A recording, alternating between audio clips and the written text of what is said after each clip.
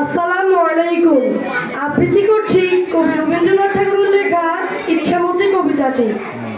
যখন যেমন মনে করি তাই হতে পারি যদি, আমি তবে এক্ষুনি হই ইচ্ছামতি নদী।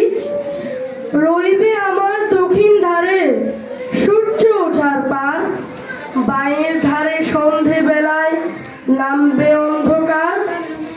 আমি কইব মনের কথা দুই পারের সাথে, আধেক কথা দিনের বেলায় আধেক কথা রাতে।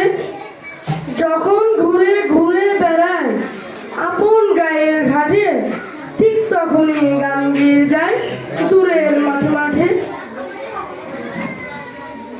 গায়ের মানুষ চিনি যারা নাইতে আসে জলে, গরু মহিষ নিয়ে যারা সাঁতরে ওপার চলে। গায়ের মানুষ যারা তাদের নতুন তরবেশ, নাম জানিনে গ্রাম জানিনে অদ্ভুতের এক শেষ। আসসালামু আলাইকুম।